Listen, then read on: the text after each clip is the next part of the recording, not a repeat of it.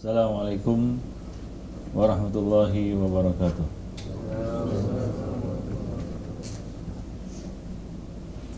Alhamdulillah, wassalatu wassalamu ala rasulillah wa ala alihi wa ashabihi wa man tabi'ahum bi ihsan ila yaumiddin. Amma ba'du, fa inna ahsanal kalami kalamullah wa khairal hadi hadi Muhammadin sallallahu alaihi wasallam wa syarrul umur muhdatsatuha wa kullu muhdatsatin bid'ah wa kullu bid'atin dhalalah wa kullu dhalalatin finnar.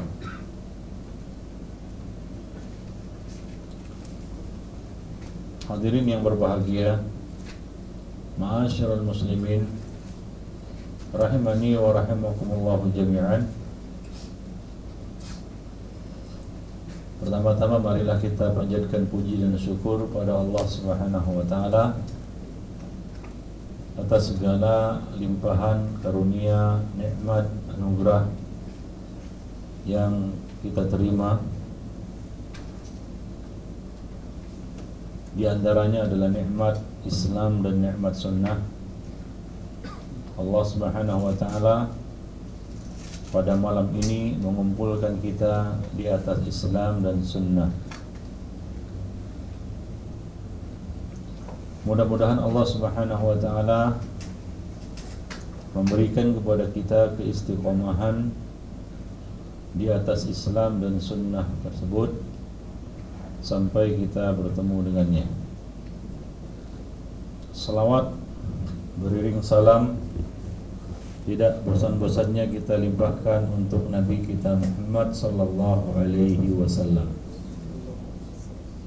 yang telah membimbing kita semua dan mempersatukan kita di atas Islam dan sunnah hingga kita menjadi ahlus sunnah wal jamaah, bertemu karena Allah, berpisah karena Allah, dan bersaudara juga atas dasar cinta karena Allah Subhanahu wa taala.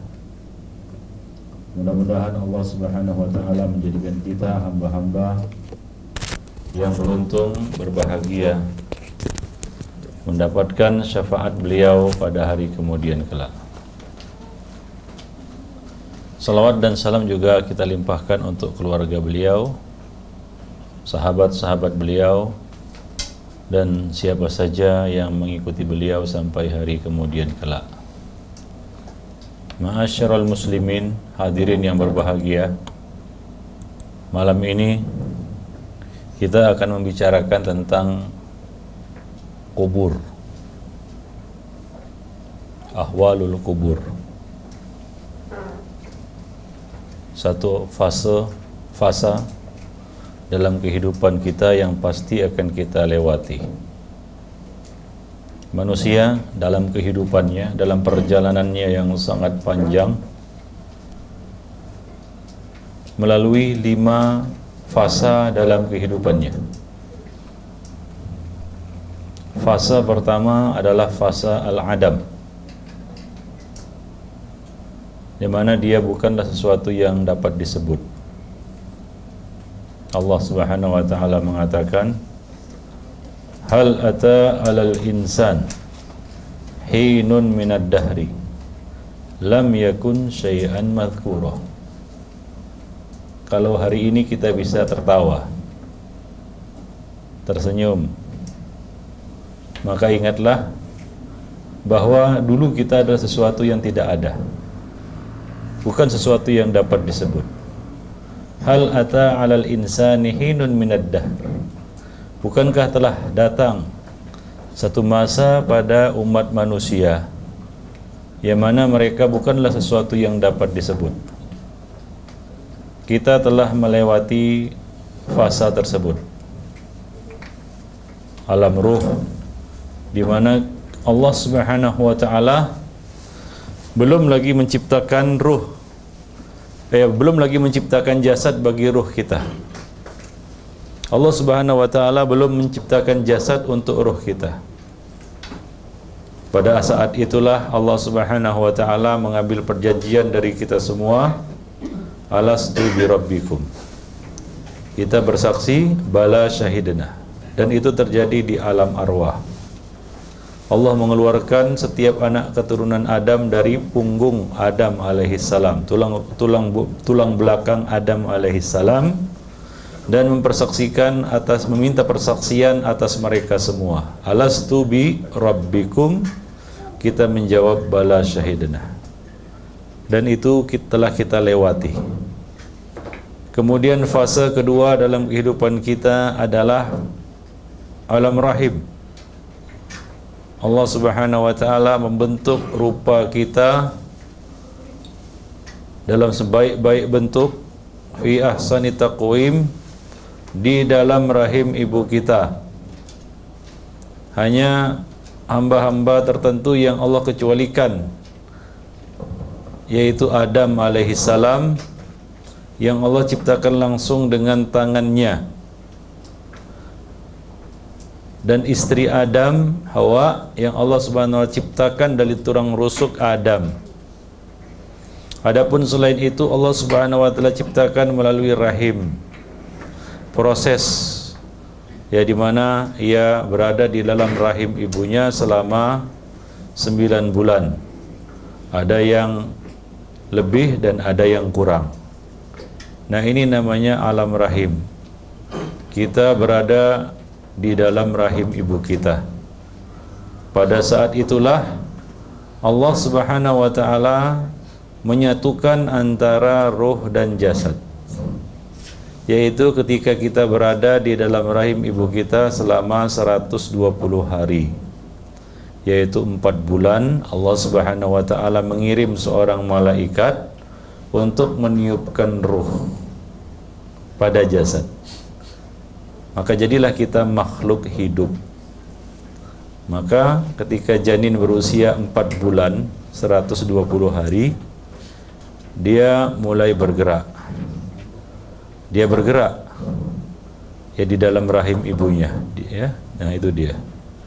Nah, kemudian Allah Subhanahu wa taala menyuruh malaikat itu untuk menuliskan tentang nasibnya, ajalnya, rezekinya, dan tentang nasibnya, baik ataupun buruk. Itu ditulis ketika dia berada di dalam rahim ibunya. Nah, ini adalah fase yang mungkin paling singkat dilalui oleh seorang insan. Ada yang 9 bulan itu normalnya, ada yang lebih dari itu, ada yang 2 tahun, seperti Al-Imam Syafi'i. Beliau berada di dalam rahim ibunya selama 2 tahun. Ada yang kurang dari itu, ada yang lahir prematur, belum genap 9 bulan sudah keluar dia. Jadi masing-masing orang berbeda nasibnya. Nah, kemudian Allah Subhanahu wa taala menyelamatkan kita, mengeluarkan kita dari rahim ibu kita. Lahir kita dengan selamat, kita menuju fase baru dalam kehidupan kita, yaitu fase dunia, alam dunia. Dari alam rahim kita bergerak ataupun berpindah ke alam berikutnya, yaitu alam dunia. Lahirlah kita ke dunia dalam keadaan fitrah. Nabi mengatakan kullu mauludin yuladu alal fitrah. Setiap manusia itu lahir di atas fitrah, yaitu fitrah tauhid. Karena dia belum terkotori dengan apa-apa, dengan pengaruh-pengaruh syaitan, jin maupun manusia. Dia masih polos, dia masih suci. Dia membawa persaksian tauhidnya. Lahirlah kita ke dunia, ya, kita disambut dengan tawa sementara kita menangis. Kita menangis karena apa? Diganggu syaitan. Cuma ya, putra Maryam, ya, yaitu Nabi Isa, yang selamat dari gangguan syaitan ketika lahir. Selain itu mendapat gangguan dari syaitan. Syaitan sudah berusaha menyesatkan anak Adam semenjak lahir ke dunia. Untuk mengeluarkannya dari fitrah yang Allah tanamkan pada diri mereka, yaitu fitrah tauhid. Rasulullah mengatakan dalam satu hadis qudsi, Allah berkata, inni khalaqtu ibadi hunafa fajtalathum syayatin. Aku ciptakan hamba-hambaku itu hunafa, hanif. Maksudnya condong kepada tauhid dan jauh dari syirik. Manusia pada dasarnya memiliki tabiat menyembah, mengabdi, tunduk, patuh hanya kepada satu Rabb saja, tidak kepada banyak Rabb, banyak Tuhan. Nah, ini adalah fitrah yang Allah gariskan pada tiap-tiap orang, tiap-tiap insan.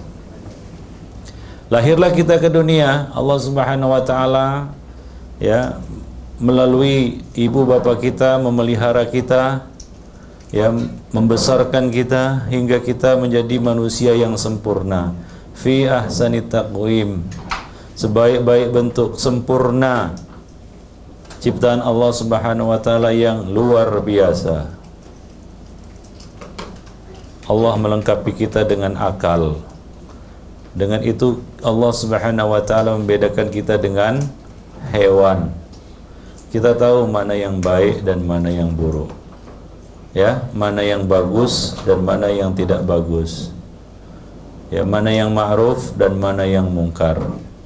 Dengan akal yang Allah berikan kepada kita, kita dapat menuntut ilmu. Dengan itu kita dapat mengenal Rabb kita, dapat mengetahui jalan pulang kembali menuju Allah Subhanahu wa ta'ala. Makhluk lain tidak dilengkapi dengan akal. Cuma manusia yang Allah Subhanahu wa ta'ala lengkapi dengan akal. Dan akal ini luar biasa.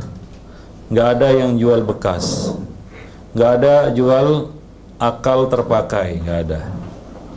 Mata ada, ginjal ada, tapi yang menjual otak terpakai, akal terpakai tak ada second, karena ini tidak ternilai, ya tidak ternilai, ya tidak ada seorang pun yang bercita-cita jadi orang gila, majnun, tak ada. Tak mau dia. Nah, ini adalah anugerah yang sangat mahal yang Allah Subhanahu wa taala berikan kepada manusia. Dengan itu dia dapat mencapai kehidupan yang sempurna dan bahagia di dunia. Dia dapat mengenal agama. Dia dapat mengenal Allah, dan dia dapat mengenal syariat yang Allah turunkan melalui para nabinya, termaktub di dalam kitab-kitab sucinya. Luar biasa. Nah, manusia ketika menjalani fase ketiga dalam kehidupannya, yaitu alam dunia, itu bermacam-macam. Masing-masing Allah Subhanahu wa taala telah tetapkan ajalnya. Ya. Ajal setiap umat itu berbeda-beda. Kalau dahulu pada zamannya Nabi Nuh alaihi salam, manusia berusia sampai 1000 tahun, ya. 900 tahun. Nabi Nuh saja berdakwah kepada kaumnya 950 tahun. Bayangkan itu dakwahnya, bagaimana umurnya, ya. Nah, masing-masing umat berbeda-beda. Nah, umur umat Muhammad Allah beri jatah berapa? 60 tahun. Itu jatah umur Muhammad, umat Muhammad sallallahu alaihi wasallam. Masing-masing orang telah ditetapkan ajalnya. Idza jaa ajaluhum la yastaqdimuna sa'atan wa la yastakhirun. Tidak akan maju sesaat dan tidak akan mundur sesaat. Itulah dia jatahnya di dalam kehidupan dunia ini.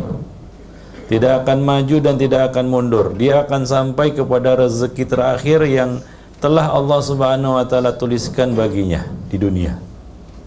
Enggak lebih dan enggak kurang. Seandainya seorang insan itu lari dari kematian sebagaimana dia lari, seandainya seorang itu lari menghindari kematian, niscaya kematian itu akan mengejarnya, ya, akan mengejarnya, dan panah kematian itu tidak akan luput, artinya tidak akan salah. Nah, apabila telah datang ajalnya, malakul maut menjemput kita, maka ruh pun berpisah dari jasadnya. Matilah kita. Mati itu pada hakikatnya bukan akhir segalanya. Maka dikatakan orang Islam itu hidup untuk apa? Mati? Tidak. Tapi orang Islam itu mati untuk hidup. Bukan hidup untuk mati. Karena akhir dari perjalanan kita bukanlah kematian, akan tetapi kehidupan. Ya, itulah dia akhir dari perjalanan seorang insan, yaitu kehidupan, bukan kematian. Nah, orang kafirlah yang hidup untuk mati, karena mereka mengira bahwa tidak ada kehidupan setelah kematian. Dengan kematian selesailah urusannya. Itu orang kafir. Adapun orang Islam, mereka mati untuk hidup. Artinya apa? Mati bukan akhir segalanya. Hakikatnya mati itu adalah kita berpindah dari satu alam ke alam lainnya untuk melanjutkan perjalanan kita. Maka di dalam Al-Quran Allah Subhanahu wa Ta'ala selalu menyebutkan kehidupan setelah kematian. Contohnya dalam firman Allah Subhanahu wa Ta'ala, alladzi khalaqal mauta wal hayata, yang telah menciptakan kematian dan kehidupan. Jadi disebutkan kematian dulu baru kehidupan. Demikian juga firman Allah Subhanahu wa Ta'ala, Rabbana amattana thnataini wa ahyaitana thnataini. Ya Rabb kami, engkau matikan kami 2 kali dan engkau hidupkan kami juga 2 kali. Nah, disebutkan kehidupan setelah kematian. Demikian pula dalam firman Allah Subhanahu wa Ta'ala, kaifa takfuruna billahi wa kuntum amwatan fa ahyaakum thumma yumitukum thumma yuhyikum thumma ilaihi turja'un. Bagaimana kamu dapat kufur kepada Allah? Bagaimana mungkin kamu bisa mendapat kufur kepada Allah, boleh kafir kepada Allah Subhanahu wa Ta'ala, menentang Allah, ingkar kepada Allah. Wa kuntum amwata, dahulu kamu itu mati, tak ada, Adam. Fa ahyaakum, kemudian Allah menghidupkan kamu. Tsumma yumitukum, kemudian Allah kembali mematikan kamu, memisahkan ruh dari jasadnya. Jadi ruh terpisah dari jasadnya 2 kali. Satu di fasa pertama dalam kehidupan kita, al-adam, belum diciptakan lagi jasad kita. Kemudian ketika kita berada di alam rahim, nah itu 4 bulan pertama itu tidak bertemu antara ruh dengan jasad. Baru 4 bulan kemudian Allah mempersatukan ruh dengan jasad, hiduplah kita. Nah, kemudian Allah Subhanahu wa Ta'ala akan memisahkan lagi. Nah, itulah yang namanya kematian. Ya. Kaifa takfuruna billahi wa kuntum amwatan fa ahyaakum. Tsumma yumitukum, kemudian mematikan kamu kembali, memisahkan ruh dengan jasadnya. Tsumma yuhyikum. Nah, ini akhir perjalanan manusia, yaitu kehidupan. Allah Subhanahu wa Ta'ala akan menghidupkan kita kembali, ya, setelah kita melewati satu alam, yaitu alam barzakh. Maka orang yang mati itu hakikatnya dia melanjutkan perjalanan, ya, bukan akhir segalanya, dia sedang melanjutkan perjalanannya, ya, menuju takdirnya, surga atau neraka. Allah Subhanahu wa Ta'ala mengatakan, hatta idza jaa ahdakumul mautu qala rabbirji'un la'alli a'malu shalihan fima tarak kalla innaha kalimatun wa huwa qailuha wa min waraihim barzakhun ila yaumi yub'atsun. Di hadapan mereka telah menunggu alam barzakh sampai mereka dibangkitkan. Jadi kita menunggu di alam barzakh sampai Allah Subhanahu wa Ta'ala membangkitkan kita, ya, mengembalikan ruh ke jasadnya. Nah, itulah dia fasa yang keempat, ya, fasa barzakh, alam barzakh. yaitu alam kubur. Sampai kapan kita di alam kubur? Sampai hari kiamat. Itulah perjalanan kita, menunggu sampai hari kiamat di alam kubur. Nah, maka nasib manusia berbeda-beda, ya. Maka para ulama mengatakan, ya, bahwa darul akhirah, ya, darul qarar, wa ja'ala bainad dunya wal akhirah barzakhan. Allah jadikan antara dunia dan akhirat itu satu alam transisi, yaitu alam barzakh. Ya dulu ala fana'id dunya, yang menunjukkan bahwa dunia ini fana. Ya, nah demikian. Nah, alam barzakh ini yaitu alam kubur. Orang-orang ya menyebut juga alam kubur. Ini dapat menjadi raudun min riyadil jannah atau hufratun min hufarin nar. Dapat menjadi taman dari taman-taman sorga, dan dapat menjadi lubang dari lubang-lubang neraka. Di alam kubur itu hanya ada dua nasib, dapat nikmat atau dapat azab. Kalau di dunia kan kadang-kadang dapat nikmat, kadang-kadang dapat azab, kan begitu ya. Kadang-kadang dapat yang enak, kadang-kadang dapat yang tidak enak. Kadang-kadang dapat takdir yang manis, kadang-kadang dapat takdir yang pahit. Itu dunia.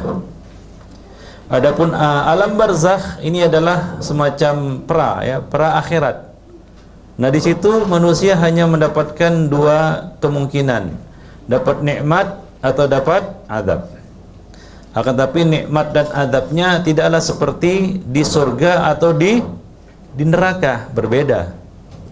Karena di alam barzakh yang mendapatkan siksa adalah ruh, namun jasad juga merasakannya. Demikian juga yang merasakan nikmat adalah ruh, namun jasad juga merasakannya. Seperti ya kita di dunia, ya di dunia kita mendapat nikmat dan azab. Kadang-kadang dapat sakit, kan begitu ya. Yang merasakan apa? Jasad atau roh? Yang merasakannya adalah jasad. Kalau kita dapat nikmat, yang merasakannya itu jasad. Kalau kita dapat azab, dipukuli orang ya sampai pingsan, itu yang merasakannya juga apa? Jasad. Namun ruh juga merasakannya. Ya, ruh juga merasakannya. Nah, ini kebalikan dari alam dunia. Alam barzakh ini kebalikan dari alam dunia. Ya, ruh yang merasakan lebih daripada jasad. Kebalikan daripada dunia. Dunia, jasad yang merasakan lebih daripada ruh. Nah, nikmat-nikmat kubur ini bermacam-macam, nanti akan kita jelaskan. Dan ketika manusia berpindah dari alam dunia ke alam barzakh, itu mereka melalui ya yang namanya sakarat. Nabi mengatakan inna lil mauti lasakarat. Setiap kematian itu pasti akan disertai dengan sakarat. Tidak ada yang terlepas dari sakarat ini kecuali para syuhada, orang yang mati syahid. Oleh karena itu orang yang mati syahid ya, dia ingin kembali mati lagi. Karena dia mengetahui bagaimana indahnya mati syahid. Maka dia bercita-cita, berangan-angan, berkeinginan untuk kembali ke dunia, berperang lagi hingga terbunuh di jalan Allah Subhanahu wa taala. Adapun selain itu akan menghadapi yang namanya sakarat. Jadi tidak dapat diukur dengan kasat mata, dengan mata kepala. Ya, ada orang wah Ustadz, dia matinya dengan tenang. Dari mana kita tahu? Nah, kalau para syuhada matinya, ya kita katakan mengerikan, apakah itu artinya dia merasakan sakarat, sakit, lebih sakit daripada orang yang kelihatannya matinya tenang di atas tempat tidur? Ini nggak dapat diukur dengan mata kepala. Karena ketika seorang itu sudah menghadapi sakarat, artinya dia sudah bersiap-siap untuk pindah dari alam dunia ke alam akhirat. Hitungannya sudah berbeda. Maka seseorang apabila dia sudah melihat tanda-tanda kematian, artinya apa? Apa itu tanda kematian? Yaitu dia sudah melihat malaikat-malaikat yang bakal membawanya, yaitu membawa ruhnya. Itu tertutup sudah pintu taubat. Gak ada lagi taubat. Ya. Itu nyawa kalau sudah sampai di kerongkongan. Nabi mengatakan, diterima taubat salah seorang dari kalian selama nyawanya belum sampai di kerongkongan. Kalau nyawa sudah sampai di kerongkongan, artinya dia sudah melihat tanda-tanda kematian. Apa itu tanda-tanda kematian? Dia melihat malaikat-malaikat yang akan membawa ruhnya. Maka sudah selesai ceritanya. Dia sudah siap-siap untuk berpindah dari alam dunia ke alam barzakh. Maka untuk menghadapi kematian ini hanya ada dua bentuk kematian, su'ul khotimah atau husnul khotimah. Malaikat yang membawa ruh manusia itu dua macam, malaikat yang putih bersih atau malaikat yang hitam legam. Kalau putih bersih berarti ini husnul khotimah, itu pertanda baik bagi seorang insan. Kalau dia mendapatkan su'ul khotimah, maka yang menjemputnya adalah malaikat-malaikat yang hitam legam. Maka seorang mukmin, ruh seorang mukmin, dia ingin disegerakan. Ya. Qaddimuni, qaddimuni, segerakan aku, karena dia tahu apa yang bakal dialaminya setelah dia melihat tanda-tanda husnul khotimah. Maka dia ingin dipercepat. Adapun orang yang mendapatkan su'ul khotimah, dia mengatakan, kemana kalian bawa ruh aku ini? Kemana kalian bawa aku? Nah, oleh karena itu juga setelah melewati pertanyaan alam kubur, orang mukmin atau ruh orang mukmin akan berkata, Ya Rabbi aqimis sa'ah, Ya Rabbi aqimis sa'ah hatta arji'a ila ahli wa mali. Dia berkata, Ya Rabbi, cepatkan hari kiamat supaya aku dapat kembali kepada keluarga dan hartaku. Adapun orang yang kafir, fasik, ruh yang jahat, ruh yang mendapatkan su'ul khotimah, dia berkata, dia berdoa, Ya Rabbi la tuqimis sa'ah, Ya Rabbi la tuqimis sa'ah, Ya Rabbku, jangan cepatkan hari kiamat, jangan cepatkan hari kiamat. Ini menunjukkan bahwa kita berada di alam barzakh sampai hari kiamat. Mengapa ruh orang kafir itu, ruh orang fasik itu, orang munafik itu minta supaya tidak dicepatkan hari kiamat? Karena dia melihat azab yang bakal dirasakannya nanti di akhirat. Maka dia pun takut untuk menyongsong hari kiamat. Ya, untuk menghadapi hari akhirat. Untuk menghadapi hari akhirat. Jadi manusia di dalam kubur kalau tidak mendapatkan nikmat, maka dia akan mendapatkan azab. Ya. Nah, pada saat itulah malaikat Munkar dan Nakir datang kepadanya, lalu bertanya kepadanya tentang 4 perkara. Tentang akidahnya, tauhidnya, man rabbuka. Tentang sunnahnya, man nabiyuka.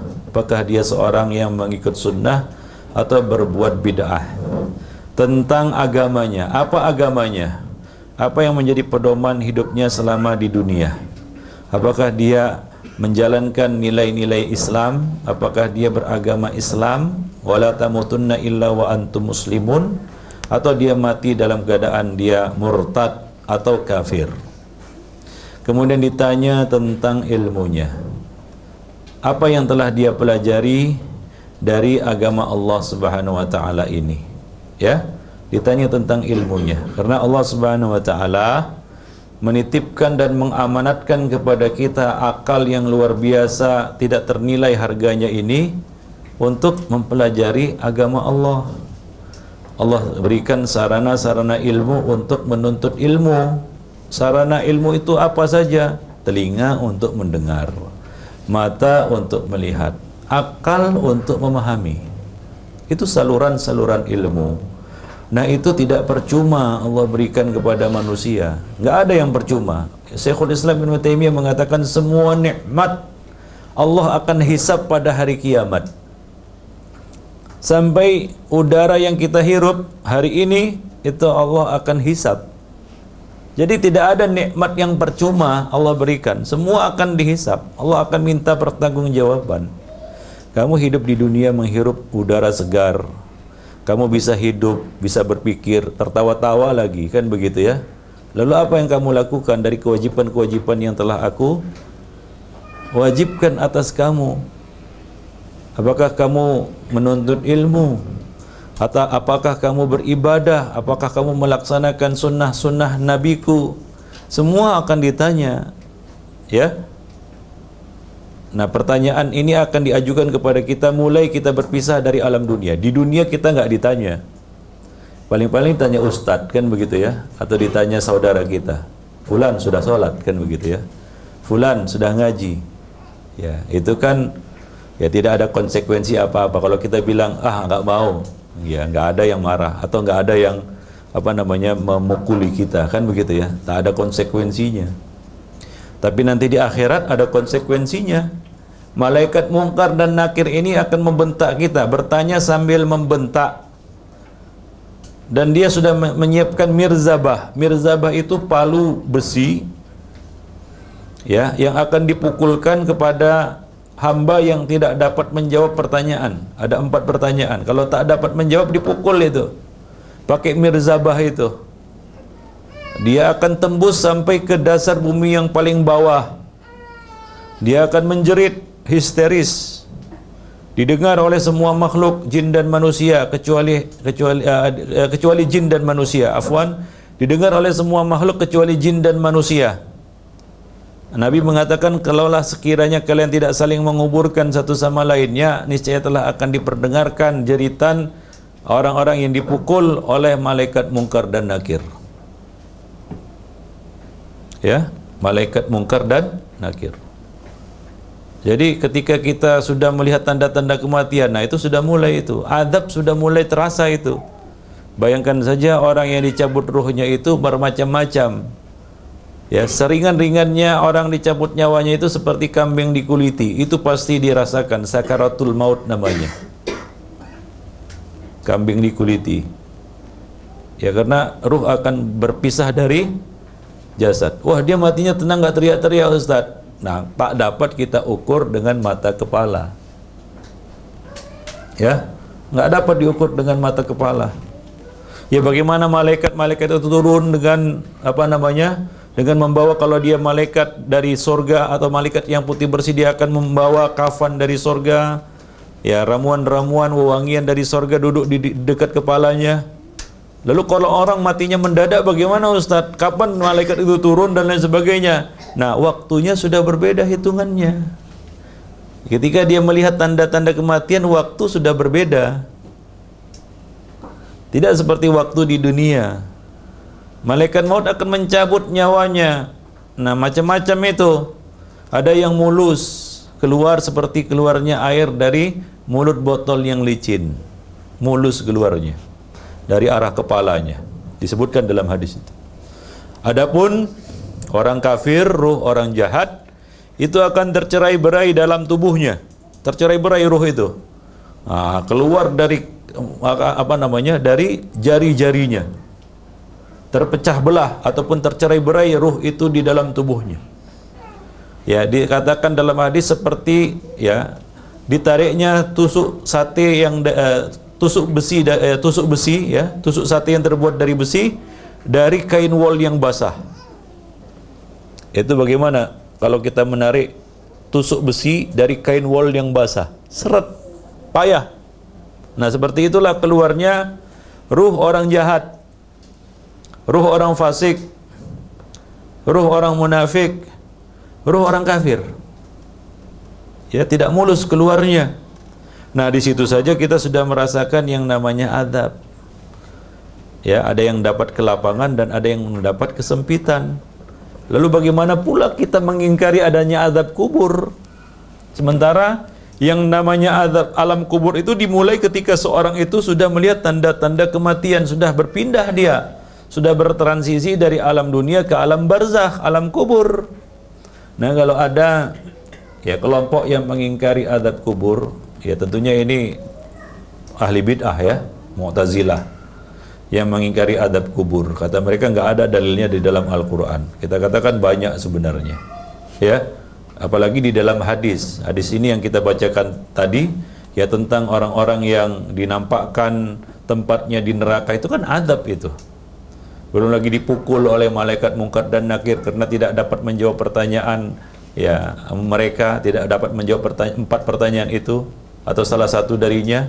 Itu kan adab juga, dipukul sampai masuk ke dasar bumi yang paling bawah, menjerit histeris. Apa enggak adab itu? Adab, ya. Jadi adab kubur itu sabitun bil kitabi wa sunnati wal ijma'. Adapun ahli bid'ah ada yang mengingkarinya, kata mereka enggak ada dalilnya. Adapun dalilnya katanya hadisnya ahad. Adab kubur masalah akidah, kita katakan hadisnya bukan ahad, mutawatir. Nabi meminta perlindungan dari adab kubur dan memerintahkan umatnya untuk berlindung dari adab kubur. Kemudian Nabi menceritakan tentang adanya adab kubur. Nabi pernah melewati 2 kubur yang sedang disiksa penghuninya. Yang satu dia dosanya apa? Berjalan ke sana kemari menyebarkan namimah, mengadu domba, menyebarkan berita-berita dusta, fitnah terhadap saudara-saudaranya, merobek-robek harta, kehormatan dan harga diri saudaranya. Nah, ini dapat adab kubur. Yang satu lagi ternyata dia dapat adab kubur karena tidak istinja, tidak bersuci dari buang air kecil. Nah, sekarang ini kan banyak kaum muslimin, ya, buang air sembarangan di pinggir jalan kan begitu ya.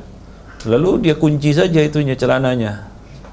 Jalan dia tidak pernah terpikir untuk istinja.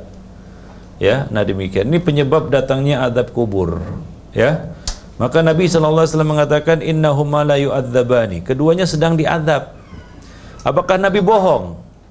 Ya, sementara sebenarnya tidak diadab, nggak ada adab kubur. Kalau tidak ada adab kubur, Nabi tidak akan mengatakan innahuma la yu'adzabani. Keduanya sedang diadab. La yu'adzabani, sedang diadab. Bukan sudah diadab, sedang diadab dan terus diadab sampai hari kiamat. Wa ma yu'adzabani fi kabirin.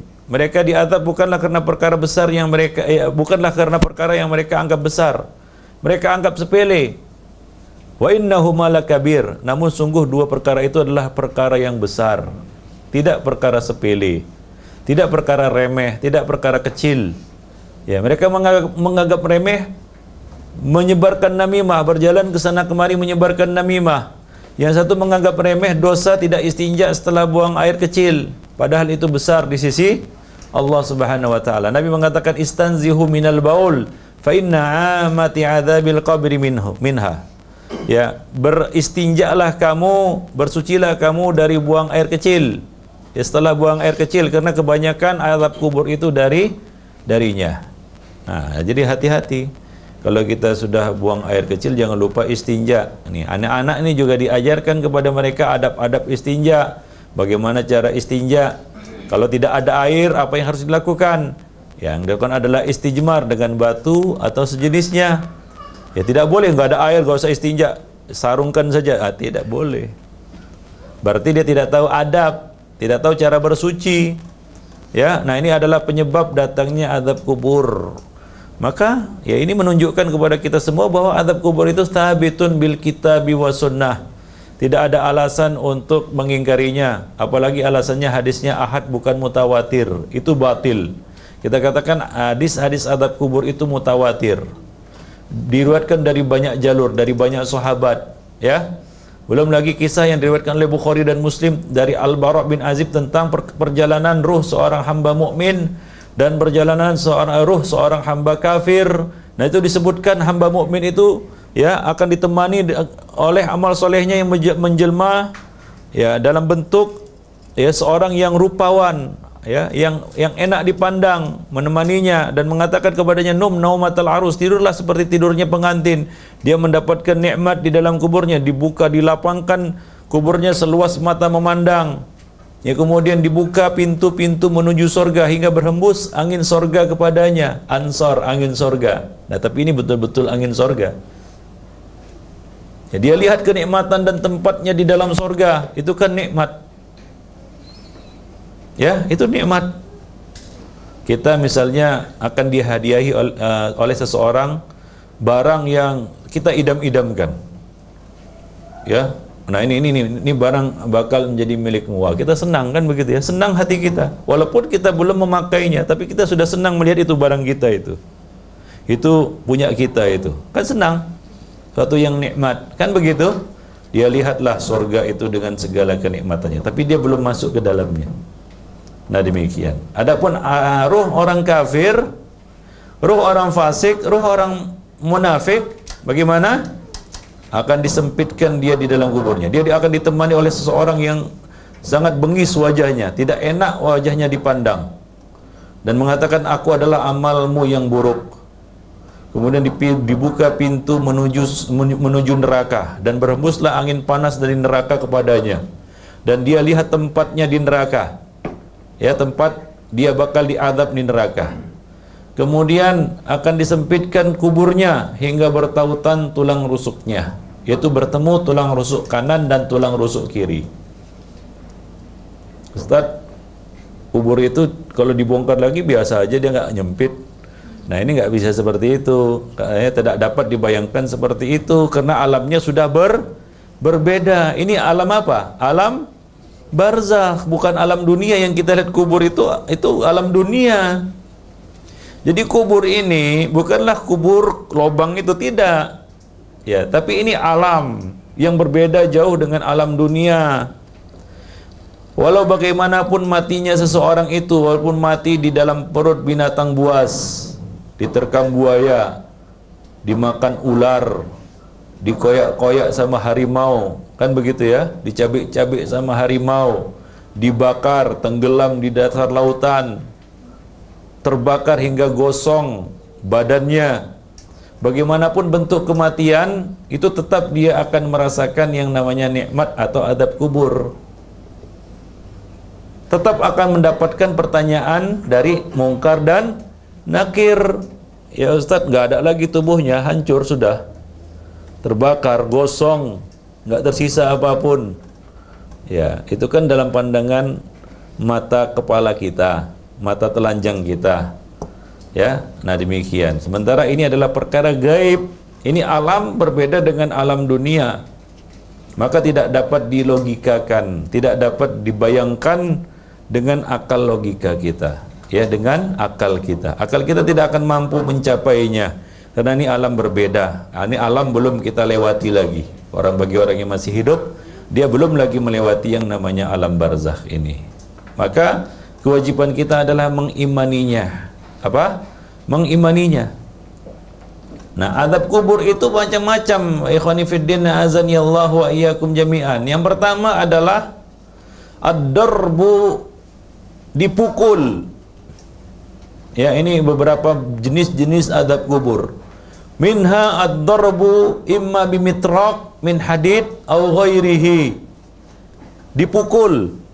Ada yang dipukul dengan palu dari besi. Itu malaikat mungkar dan nakir tadi. Kalau nggak bisa menjawab, nggak dapat menjawab, maka siap-siaplah dipukul oleh malaikat mungkar dan nakir. Au ghairihi, atau dengan alat yang lainnya. Sebagaimana disebutkan dalam banyak hadis ya tentang ya Rasulullah sallallahu alaihi wasallam dari Abu Umamah Al-Bahili radhiyallahu anhu, dia mengatakan atan Nabi sallallahu alaihi wasallam Baqi al-Gharqad, bahwa Nabi mendatangi perkuburan Baqi'. Di mana ini? Di Madinah. Fa waqafa ala qabraini,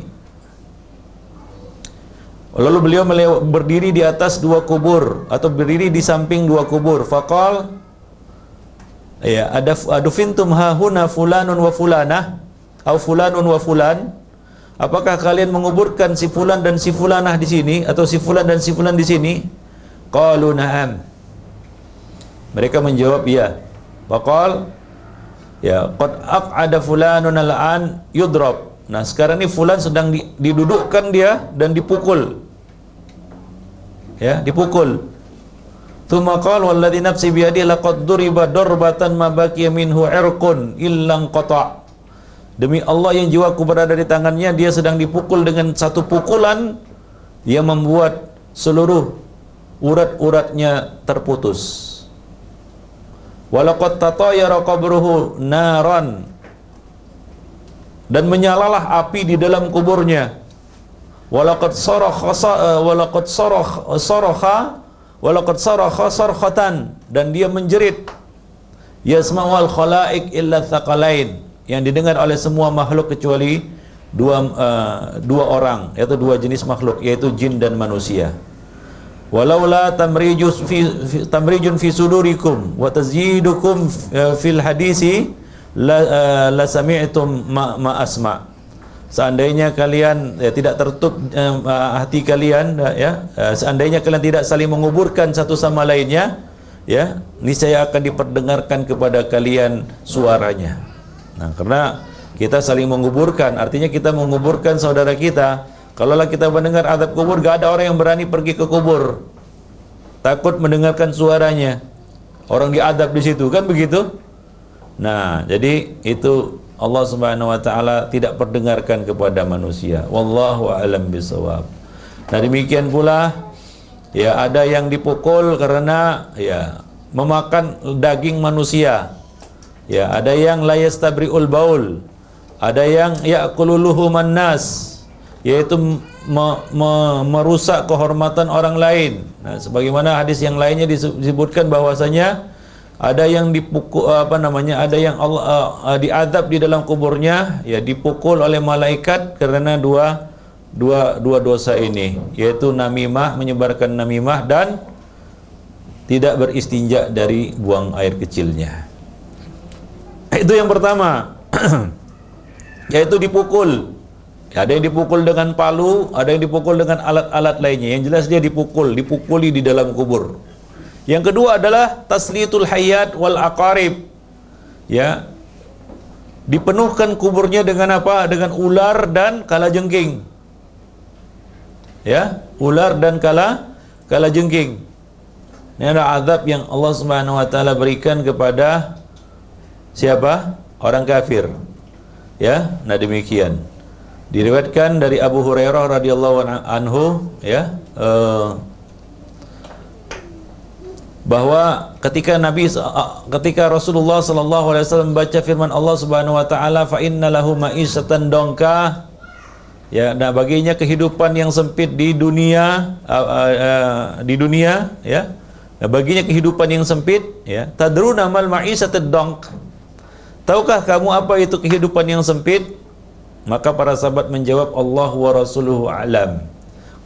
Maka Nabi mengatakan, adzabul kafir fi qabrihi, yaitu azab yang diterima oleh orang kafir di dalam kuburnya. Walladzi nafsi biyadih, demi Allah yang jiwaku berada di tangannya, innahu la yusallat alaihi tis'atan wa tis'una tinninan. Wa tadruna wa matinnin, akan diberikan atau akan dipenuhkan kuburnya dengan 99 tinnin. Tahukah kalian apa itu tinnin? Para sahabat menjawab, Allah wa rasuluhu alam, Allah dan rasulnya yang lebih tahu. Maka Nabi mengatakan tis'atun wa tis'una hayyah, yaitu dipenuhkan kuburnya dengan 99 ular. Likulli hayyatin sab'atu ru'us, setiap ular memiliki 7 kepala. Ada yang di dalam lain dikatakan tis'ah, 9 kepala. Nah demikian. Yanfukhuna fi jismihi. Yanfukhun artinya apa? Menembus masuk ke dalam tubuhnya. Wa yalsa'unahu wa yakhdashunahu ila yaumi yub'atsun. Memakan tubuhnya, kemudian mencabik-cabik tubuhnya sampai hari kiamat. Nah, ini satu jenis azab kubur. Jenis yang kedua yaitu dipenuhkan kuburnya dengan apa? Dengan al-hayat wal aqarib, dengan ular dan kalajengking. Yang ketiga, wa minha raddu ra'sil mayyit bihajarin wasyaqqa shidquhu. Di antaranya adalah dipecahkan kepalanya. Kepalanya dipecahkan dan dikoyak mulutnya. Dikoyak mulutnya. Nah, disebutkan di dalam sebuah hadis bahwasanya ketika Rasulullah sallallahu alaihi wasallam dari Samurah bin Jundab, dari Nabi sallallahu alaihi wasallam, ia mengatakan, ra'aitul lailah rajulaini atayani. tadi malam aku bermimpi ada dua orang laki-laki membawaku. Fa akhadha bi yadi fa akhrajani ilal ardil muqaddasah. Kemudian membawaku, memapahku dan membawaku ke ardil muqaddasah, ke tanah ke Baitul Maqdis. Fa idza rajulun jalisun wa rajulun qa'imun bi yadihi qulubun min hadid yudkhiluhu fi sidqihi. Ya, tiba-tiba dalam perjalanan itu aku melihat seorang laki-laki duduk dan seorang laki-laki lagi berdiri, sementara di tangannya ada qulubun min hadid, kait yang terbuat dari besi. Fi sidqihi, yaitu di mulutnya, di ujung mulutnya. Sidqu ini yang ini. Ya, hatta yablughu qafah, dia tarik kait besi itu sampai ke tengkoknya. Ya, thumma yaf'alu bi sidqihil akhar mithla dzalik. Demikian pula ya, sisi mulut yang satunya lagi dia tarik sampai ke belakang, dikoyaknya sampai ke belakang. Nah, itu di alam kubur. Nah, demikian. Ini ternyata orang yang ya suka ya mengoyak-ngoyak kehormatan orang lain dengan lisannya, yaitu melakukan ghibah, merusak kehormatan orang lain, kehormatan saudaranya. Maka itulah azab yang akan diterimanya di kubur. Wal iyadu billah. Maka hati-hati ya, perkara-perkara yang dapat mendatangkan azab kubur. Itu yang ketiga. Yang keempat, tadyiqul qabri alal mayyit hatta takhtalifa fihi adla'uhu. Disempitkan dia dalam kuburnya hingga bertemu tulang rusuknya. Ini hadis sahih riwayat Abu Sa'id Al-Khudri, ya, bahwa Nabi sallallahu alaihi wasallam mengatakan, ya, wa ammal kafir ya yudayyiq alaihi qabru hatta ya yakhtalifa adla'uhu. Ya, dan lain hatta hingga bertemu ya tulang rusuk kanan dan tulang rusuk kiri, ya, hingga bertautan tulang rusuknya, ya, takhtalifa adla'uhu, bertautan tulang rusuknya. Nah, itu disebutkan di dalam hadis yang sahih riwayat Bukhari dan Muslim. Nah, ini yang akan menimpa seorang kafir atau fasik atau munafik di dalam kuburnya. Jadi disempitkan dia dalam kuburnya.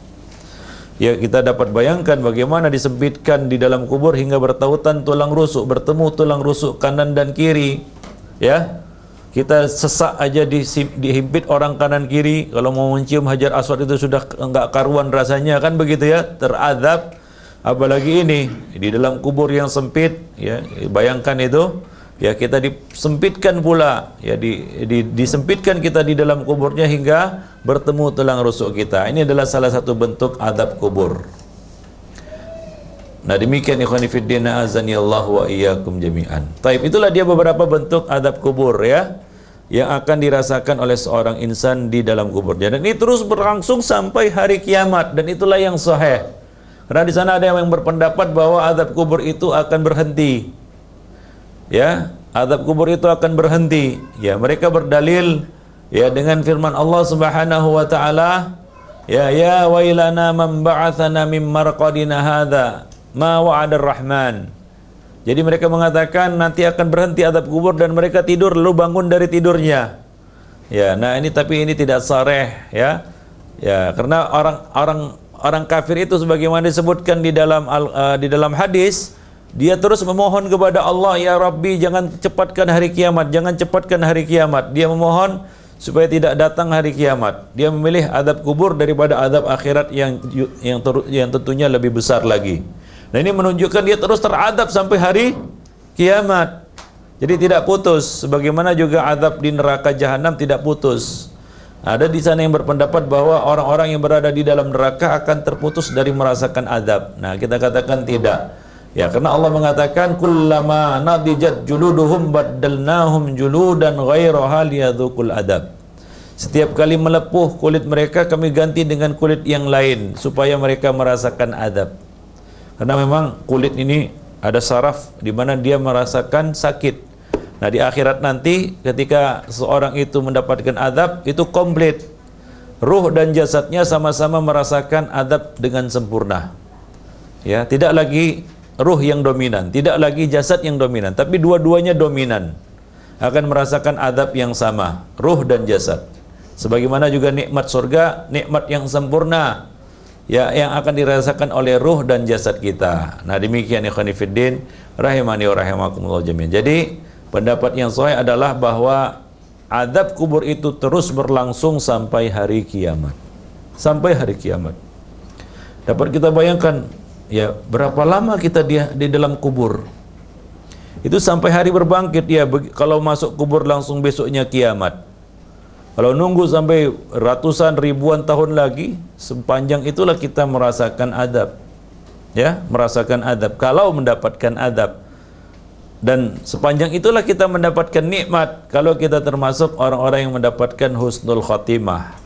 Maka dari itu banyak-banyaklah memohon kepada Allah semoga kita diberi husnul khotimah, kesudahan yang baik.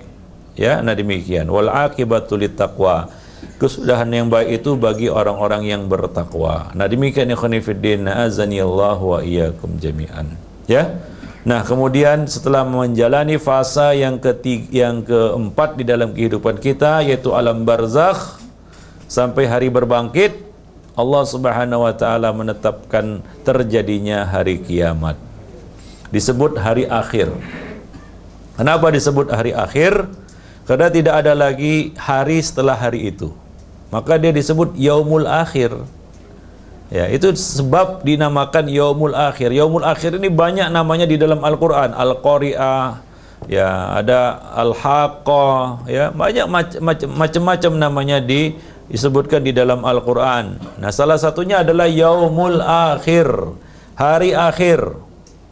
Kenapa disebut hari akhir? Karena tidak ada lagi hari setelah hari itu. Hari dalam hitungan manusia di dunia. Ya, hari kiamat itu terjadi pada hari apa?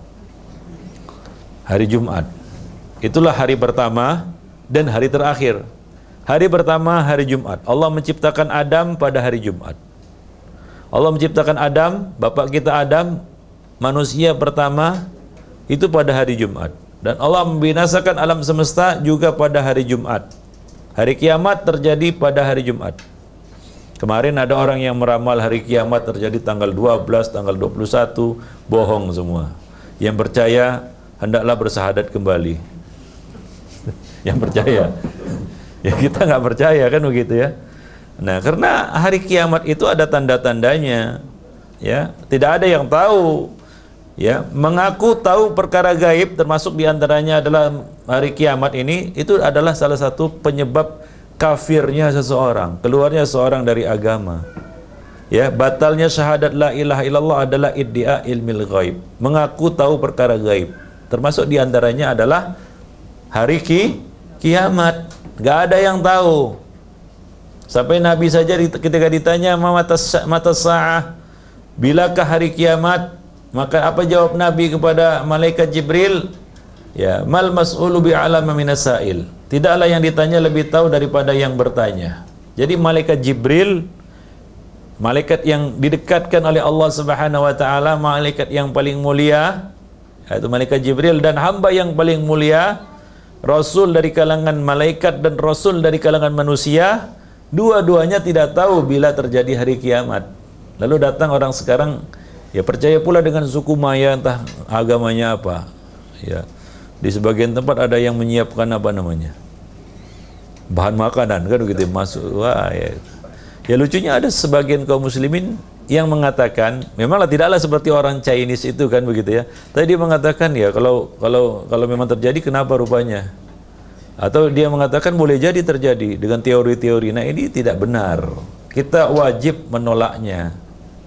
Karena tidak sesuai dengan apa yang diberitakan oleh Nabi SAW tentang adanya tanda-tanda hari kiamat, menjelang terjadinya hari kiamat. Seperti misalnya apa? Ya, keluarnya ya dabah dari tempat, ya dari satu tempat, ya. Dabah itu hewan melata. Kemudian turunnya atau keluarnya Dajjal. Keluarnya Ya'juj dan Ma'juj. Kemudian keluarnya Dajjal, turunnya Nabi Isa. Ya, kemudian terbitnya matahari dari sebelah barat. Kemudian apa lagi? Ya, keluarnya api yang akan menggiring manusia dari Syam ke Yaman, yaitu dari utara ke selatan. Nah, jadi banyak tanda-tanda hari kiamat yang belum terjadi, tanda-tanda besar itu ya. Maka kita tidak boleh meyakininya. Nah, hari kiamat itu cuma terjadi satu hari saja. Kalau orang barat gambarkannya hari kiamat itu terjadi berhari-hari sampai berbulan-bulan. Itu bohong itu. Hari kiamat itu cuma terjadi satu hari saja, hari Jumat. Ya, lepas itu tak ada lagi hari Sabtu. Itulah hari terakhir. Selebihnya Allah akan ganti bumi dengan bumi yang lain, langit dengan langit yang lain, matahari yang lain, bintang yang lain, sudah berbeda semuanya. Allah mengatakan di dalam Al-Quran, kita wajib mengimaninya, yauma tubaddalul ardu ghairal ardi was samawat. Pada hari, yaitu hari kiamat, di mana Allah ganti bumi dan langit dengan bumi dan langit yang lain. Berganti semuanya, berbeda dengan apa yang kita lihat sekarang ini. Itu hari kiamat. Allah hancurkan alam semesta, hancur. Allah ganti dengan yang lain. Manusia dibangkitkan dari kuburnya. Manusia dibangkitkan dari kuburnya. Kemudian Allah Subhanahu wa taala mengembalikan setiap ruh kepada jasadnya. Enggak ada yang salah alamat. Bangkit, dan ruh itu akan dibiarkan terbang mencari jasadnya dan masuk ke dalam jasadnya kembali, hidup kembali. Fa idzahum qiyamun yanzurun. Maka mereka pun berdiri dan melihat, artinya hidup kembali. Nah, itulah kehidupan yang terakhir. Perjalanan ya seorang insan, yaitu kehidupan, hidup. Jadi kalau kita pikir-pikir, ngapailah bersedih sekali kalau kita kematian orang yang kita kasihi. Kenapa? Ya kalau kita memang satu tempat bertemu lagi, ya kita akan hidup kembali, ya. Hidup bahagia di sorga atau hidup sengsara di neraka. Orang di neraka itu diadab nggak mati dia. Mati hidup lagi, begitu terus untuk merasakan adab, liyadzuqul adab. Ya demikian pula orang di surga, dia akan kekal abadi di dalam surga, dia akan merasakan kenikmatan yang tidak pernah terlihat oleh matanya, tidak pernah terdengar oleh telinganya, dan tidak pernah terlintas di dalam benaknya, di dalam akalnya, dalam akal pikirannya. Terawang-awang, teringat apa, terangan-angan saja tidak. Itu kenikmatan surga. Ikhwani fiddin azani Allah wa iyyakum jami'an. Begitu terjadi hari kiamat, hancur semua alam semesta ini, Allah ganti dengan yang lainnya, kita dibangkitkan dan ruh dikembalikan kepada jasadnya. Mulailah kita menjalani fase terakhir dalam kehidupan kita yang namanya fase akhirat. Alam akhirat. Alam terakhir ini. Ini terakhir. Maka dikatakan alam akhirat. Memang ini terakhir, nggak ada lagi alam sesudah ini. Karena kematian Allah akan sembelih dalam bentuk kambing kibas dan mengatakan tidak ada kematian setelah hari ini. Artinya kematian yang permanen. Baik ahlu surga maupun ahlu neraka, tidak ada yang mati permanen lagi. Kalaupun ahlu neraka diadab mati, dia tidak mati seterusnya. Dia akan dibangkitkan kembali untuk merasakan adab. Maka mulailah perjalanan yang panjang di alam akhirat. Dimulai dari apa? Dimulai dari berdiri di padang mahsyar, dikumpulkan di padang mahsyar. Untuk apa? Untuk menunggu diadili oleh Allah Subhanahu wa taala. Dipanggil satu persatu. Dipanggil satu persatu. Tidak ada penerjemah antara dia dan Allah Subhanahu wa taala. Allah panggil satu persatu. Allah menjelaskan, menghisapnya, mengadilinya. Tidak ada satupun yang terluput. La yughadiru saghiratan wala kabiratan illa ahsaha. Allah hitung semuanya. Allah hisab, diaudit seluruhnya. Dari yang besar sampai yang kecil. Tidak ada perkara yang luput dan terlewat. Itu pengadilan akhirat. Kalau sekarang kan bisa, boleh saja kita menang pengadilan. Mahkamah kita menang. Iya kan? Pengadilan akhirat tidak seperti itu. Tidak ada yang luput. Yang jahat dapat akibat dari kejahatannya. Yang baik akan mendapatkan balasan yang baik pula. Hal jazaa'ul ihsan illal ihsan. Faman ya'mal mithqala dzarratin khairan yarah wa man ya'mal mithqala dzarratin syarran yarah. Nah, menunggu di padang mahsyar. Coba bayangkan berapa miliar jumlah manusia. Dipanggil satu persatu. Kalau dapat panggilan nomor 1 mungkin enak. Kalau dapat paling corot, paling akhir, oh gimana itu? Menunggu bukan duduk-duduk, berdiri. Maka dikatakan mauqif, tempat berdiri. Memang Allah mengatakan waqifuhum. Berdirikan mereka, tahan mereka berdiri. Innahum mas'ulun, mereka akan ditanya. Nah, saat itu kita ditanya lagi. Di alam kubur ditanya ya oleh malaikat Munkar dan Nakir. Di akhirat nanti akan ditanya lagi. Kita tidak akan bergeser tapak kaki seorang hamba pada hari kiamat. Artinya tidak dibiarkan dia pergi kemana-mana, ditahan dia berdiri hingga dia ditanya tentang apa? 4 perkara. Apa saja itu? Tentang umurnya, untuk apa dia habiskan umurnya. Tentang masa mudanya, dia pakai apa masa mudanya itu. Jadi masa muda ini bukan main-main ini. Ini ditanya oleh Allah secara khusus masa muda itu. Maka kepada saudara-saudaraku yang masih muda, gitu ya, macam sudah tua ya. Yang masih muda, pemuda belum menikah lagi kan begitu ya, masih banyak waktu, ya banyak tenaga, banyak kelapangan waktu, kelonggaran waktu. Ya, jadilah pemuda yang tumbuh di atas ibadah kepada Allah Subhanahu wa taala agar kita nanti di akhirat mendapatkan naungan dari Allah. Salah satunya adalah pemuda yang tumbuh ya dengan beribadah kepada Allah Subhanahu wa taala. Ya, demikian. Akan ditanya tentang masa muda. Nah, Ustadz, saya sudah lewat masa mudanya, udah nggak karuan dulu masa muda. Yang berganja lah, yang berdadah lah, dan lain mencuri lah. Gimana Ustadz? Ya taubatlah.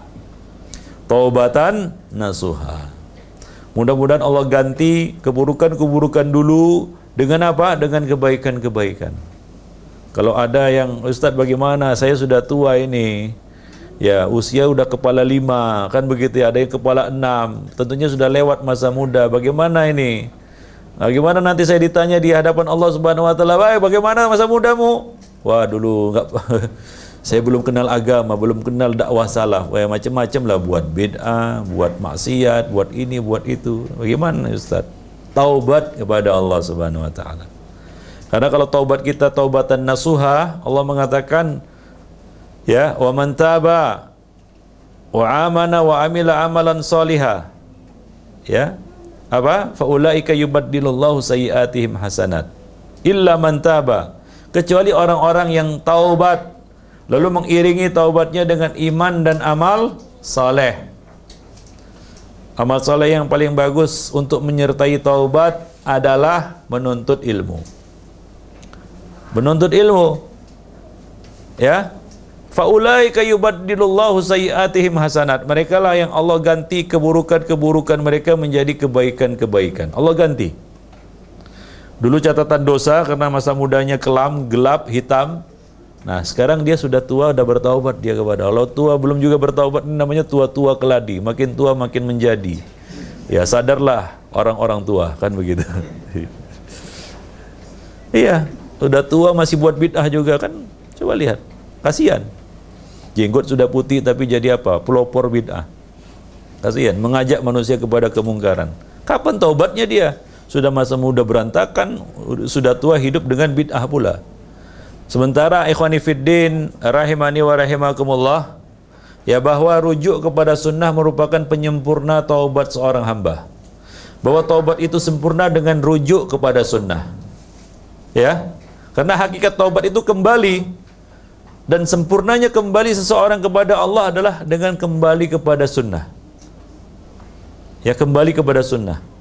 Maka dari itu ikhwan fillah Allah mengatakan wa inni laghaffarun liman taba wa amana wa amila salihan tsumma ihtada. Para ulama mufassirin mengatakan wa inni laghaffar, sesungguhnya aku maha pengampun liman taba, bagi yang bertaubat dari syirik, wa amana, lalu dia beriman kepada Muhammad sallallahu alaihi wasallam, Islam dia, menjaga keislamannya. Kemudian apa? Wa amila salihan, lalu dia mengerjakan amal saleh, yaitu melaksanakan kewajiban-kewajibannya. Tsumma ihtada, kemudian dia mengikuti hidayah, petunjuk, yaitu mengikuti sunnah. Jadi rujuk kepada sunnah itu adalah penyempurna taubat seorang hamba. Coba lihat di sana ada preman tahu disebut apa preman? Penjahat itu ya, ada yang taubat dia. Taubat dia dari maksiat. taubat dia dari kejahatan, tapi sayang, dia taubat dari kejahatan jatuh dalam bid'ah. Ikut sufi, ikut tarekat, ikut bid'ah. Dia sudah taubat dari maksiat, dari dosa, tapi belum sempurna taubatnya karena masih belum jatuh kepada sunnah, belum kembali kepada sunnah. Maka beruntunglah orang-orang yang sudah bertaubat dan taubatnya kembali kepada sunnah. Sempurna taubat kita. Maka jaga, kalau kita sudah taubat kembali kepada sunnah, maka jangan kembali kepada bid'ah. Jangan kita lepas sunnah itu. Kita harus pegang sunnah itu erat-erat. Gigit dia dengan gigi geraham kamu, kata Nabi sallallahu alaihi wasallam. Ya. Jadi bertaubat bagi yang mungkin masa mudanya kelam, masa mudanya hitam, penuh dengan catatan dosa, maka tutuplah itu dengan apa? Perbaikilah itu dengan bertaubat taubatan nasuha. Lalu akan ditanya tentang harta. Hari kiamat nanti kita ditanya tentang harta, dari mana kita peroleh dan kemana kita belanjakan harta itu. Akan ditanya tentang harta kita, yaitu harta yang kita tinggalkan, statusnya adalah harta yang kita wariskan. Itu yang akan ditanya oleh Allah Subhanahu wa taala. Harta yang kita gunakan untuk diri kita, itu adalah punya kita, dan itu yang akan dimintai pertanggungjawaban. Tentang harta akan ditanya dua hal: dari mana didapat dan kemana dibelanjakan. Kalau kita sudah berhasil menjawab dari mana kita dapat, halal, hasil usaha keringat sendiri, tapi kemana dibelanjakan? Kemana dia dibelanjakan? Ya, nah harta yang hakiki menjadi milik kita adalah harta yang kita infakkan fi sabilillah. Maka Nabi mengatakan, aku tidak ingin seandainya aku punya emas sebesar gunung Uhud, lalu berlalu bagiku satu malam, masih tersisa darinya 1 dirham. Melainkan aku bagi ke kanan dan ke kiri, kata Nabi sallallahu alaihi wasallam. Jadi beliau tidak ingin banyak menyimpan harta. Kalau ada ya sudah, bagi-bagilah untuk kepentingan umat atau untuk kepentingan kaum muslimin dan untuk kepentingan kita tentunya. Kan begitu ya? Nah demikian. Jadi tidak menimbun harta. Alhaqumut takatsur hatta zurtumul maqabir. Bermegah-megah telah membuat kamu lalai hingga kamu mengunjungi kubur. Dikatakan mengunjungi kubur karena kubur itu dikunjungi memang. Kita mengunjunginya, artinya kita cuma seperti orang bertamu. Kemudian kita akan meninggalkannya. Ya. Lalu berpindah ke alam yang terakhir ini, yaitu alam akhirat. Fasa yang terakhir, yaitu fasa akhirat. Akan ditanya tentang harta. Kemudian yang terakhir akan ditanya tentang ilmu. Wa ma ilmuka. Ditanya lagi tentang ilmu. Di kubur ditanya tentang ilmu. Di akhirat ya tidak bergeser tapak kaki kita, tidak berpindah kemana-mana, nggak dapat beranjak berpindah kemana-mana, berjalan-jalan gitu di padang mahsyar, nggak bisa bergerak, tertahan. Allah mengatakan waqifuhum, tahan mereka berdiri. Waqifuhum, kif, disuruh berdiri. Innahum mas'ulun, mereka akan ditanya. Mereka akan ditanya. Nah di akhirat nanti ya, itu yang dipanggil itu 100.000 orang. Jadi ada kloter-kloter, ada rombongan-rombongan. Ya, satu rombongan berjumlah 1.000 orang. Maju 1.000 orang. Dari 1.000 orang ini yang masuk surga cuma 1 orang. 999 masuk neraka. Maju lagi 1.000 orang. Demikian 1.000 untuk dihisab oleh Allah Subhanahu wa taala. Susahnya kan kalau di 1.000 orang itu kita ketemu kawan kita. Bagaimana itu? Wah, ini pasti ada yang masuk neraka kan begitu. Nah, demikian. Kita akan ditanya dan akan diminta pertanggungjawabannya oleh Allah Subhanahu wa taala. Kemudian Allah juga akan bertanya kepada manusia di padang mahsyar nanti 2 pertanyaan. Yang pertama adalah madza kuntum ta'budun? Apa yang dahulu kamu sembah? Ya, ketika Allah berhadapan dengan seorang hamba, Allah akan bertanya 2 perkara. Madza kuntum ta'budun? Apa yang dahulu kamu sembah? Dan yang kedua adalah madza ajabtumul mursalin? Apa sikapmu terhadap dakwahnya para nabi? Apa sikapmu ketika diajak kepada sunnah Nabi? kepada ajaran para nabi? Apakah menolaknya atau menerimanya? Nah, itu akan ditanya oleh Allah Subhanahu wa taala kepada setiap orang.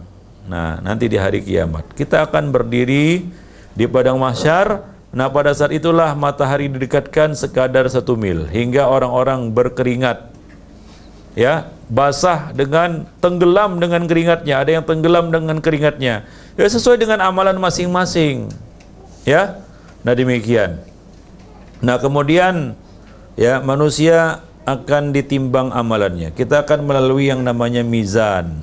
Mizan itu adalah timbangan amal. Lalu setelah timbangan amal, kita akan melewati sirat. Sirat itu disebutkan oleh Nabi lebih tajam daripada pedang, lebih halus daripada sutra. Sirat itu adalah jembatan yang ujungnya tidak terlihat. Gak nampak ujungnya, jauh sekali dia. Panjang tuh sirat itu. Sirat itu jembatan. Ya, di bawahnya terdapat kait-kait dari besi yang menyambar-nyambar. Ya, tergantung nasib seseorang. Kalau ditakdirkan tersambar oleh kait itu, ya jatuh dalam neraka. Karena sirat ini terbentang di atas punggung neraka. Punggung neraka. Ya, di bawahnya adalah jurang neraka. Jurang neraka saja dijatuhkan batu 70 tahun baru sampai ke dasarnya. Ya, bagaimana jauhnya sirat ini? Nah, setiap orang akan melewati sirat ini. Ya, Allah mengatakan wa imminkum illa wariduha. Tidak ada satu orang pun dari kamu melainkan pasti akan melewatinya. Hanya saja orang kafir tidak lewat. Kenapa? Ya, karena begitu di depan ataupun di pangkal sirat itu mereka sudah nyemplung masuk ke neraka semua. Ya, nggak sempat lagi melewati sirat itu.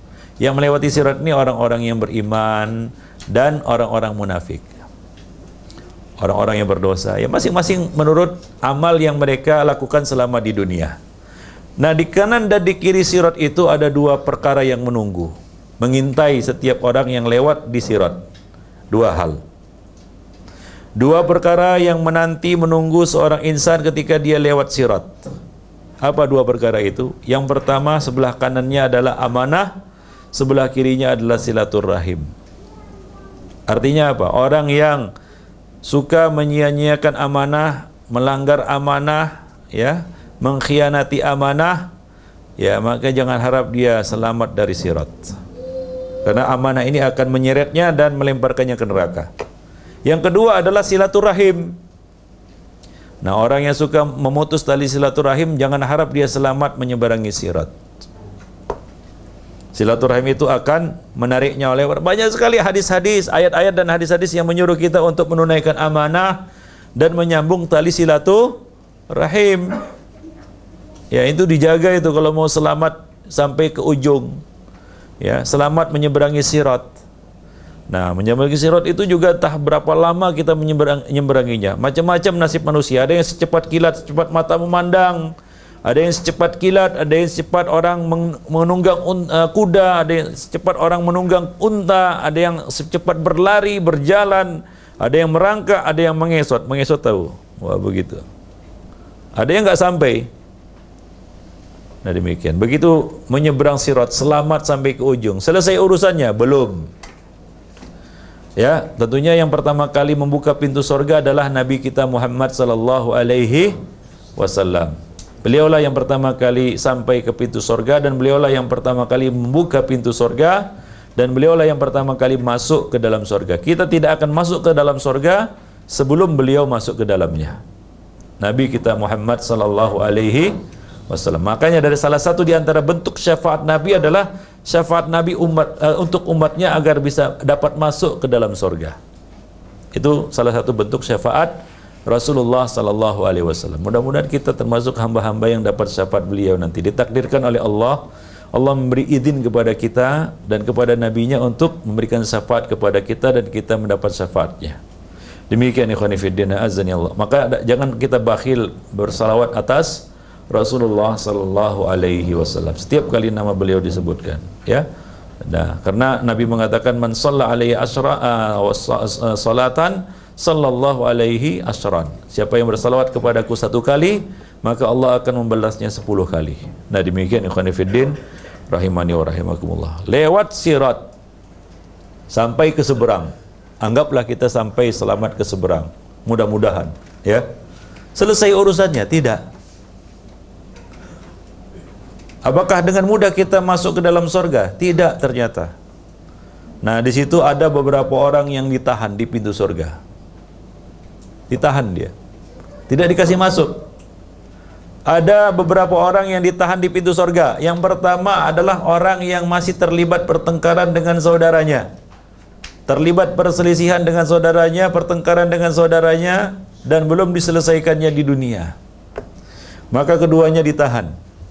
Kalau keduanya tidak punya etikat baik untuk berdamai, Allah tahan keduanya di pintu surga. Allah katakan, andirahuma hatta yastaliha. Tahan keduanya hingga keduanya berdamai. Maka kalau ada pertengkaran di dunia, selesaikan di dunia. Karena Nabi mengatakan, mangkanat indahu madlimatun ya inda akhihi, mangkanat lahu madlimatun inda akhihi falyatahallal minhul yaum. Dia selesaikan sekarang. Barang siapa yang punya hutang kezaliman, pertengkaran atau apapun permasalahan, selesaikan di dunia. Ya, jangan sampai kita tunggu penyelesaiannya di akhirat. Sebagian orang ada yang berani. Ini terlalu berani, ngawur, ngaco. Ya, artinya ini orang yang lancang, ya. Dia katakan, "Nah, nanti saja. Urusan kita selesaikan di akhirat." Memangnya mudah di akhirat menyelesaikan urusan. Ya, jangan sampai Allah menahan kita di pintu surga karena masih terlibat pertengkaran dengan saudara kita. Ya, itu yang pertama. Yang kedua, orang yang punya hutang. Orang yang punya hutang Allah tahan. Walaupun dia seorang yang mati syahid. Mati syahid itu tertahan karena hutang. Maka janganlah sepele tentang masalah hutang piutang. Kalau tidak mau tertahan di pintu surga. Ya. Kita sudah jadi orang baik-baik di dunia, kan begitu ya? Menjaga dari dosa, mengerjakan kewajiban, berakhlak yang mulia, akidahnya benar, ibadahnya sunnah. Tapi apa? Mati meninggalkan hutang dan tidak dilunasi. Masih terbeban di leher kita hutang itu. Maka kita akan ditahan di pintu surga hingga kita menyelesaikan masalah kita dengan saudara kita. Nah demikian. Jadi ini bukan masalah yang ringan. Kemudian yang akan ditahan di pintu surga adalah orang yang masih punya kaitan dengan orang lain. Ya. Baik itu urusan harta, urusan pertengkaran dan lain sebagainya. Yang belum selesai di dunia. Hingga ada seorang penghuni surga yang tertahan di pintu surga gara-gara punya urusan dengan seorang penghuni neraka. Ya, yang berurusan dengannya adalah seorang penghuni neraka. Dia mau sebenarnya ahlu surga, tapi nggak dapat masuk ke dalam surga karena tertahan masih punya urusan dengan seorang penghuni neraka. Bayangkan, ikhwan fiddin, azani Allah wa iyyakum jami'an. Nah, selesai semuanya. Pertengkaran nggak ada bertengkar dengan orang lain. Ya, hutang nggak ada hutang dengan orang lain. Ya, kaitan tidak ada kaitan dengan orang lain. Aman. Dapat kita masuk surga dengan melenggang? Tidak. Kita akan dibeda-bedakan menurut apa? Menurut status sosial yang kita sandang. Kalau orang miskin disilakan ke depan. Mereka masuk surga lebih dulu 500 tahun sebelum orang-orang kaya. Orang-orang kaya minggir ke belakang. 500 tahun. Bukan waktu yang sebentar, 500 tahun bedanya. 500 tahun. Kita menghabiskan usia 50 tahun aja sudah bosan hidup, kan begitu ya. Ini 500 tahun bedanya orang. Artinya apa? Orang kaya sudah bersenang-senang di dalam surga, orang kaya masih menunggu giliran masuk surga. Seperti itu ikhwan fillah, ya. Jadi akan dibedakan menurut status sosial yang disandangnya di dunia. Nah, barulah ya ketika kita menginjakkan tapak kaki kita di surga, maka itulah saat seorang mukmin beristirahat. Selesai urusannya.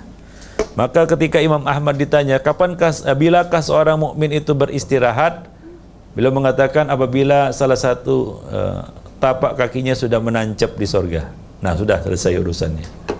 Sebelum itu coba bayangkan panjangnya perjalanan kita di depan kita ya untuk menuju surga Allah Subhanahu wa taala. Nah, pikirkanlah ini baik-baik ikhwan fillah. Kita semuanya ya, saya dan para hadirin sekalian, semoga mendapatkan pelajaran dari apa yang kita sampaikan pada malam ini.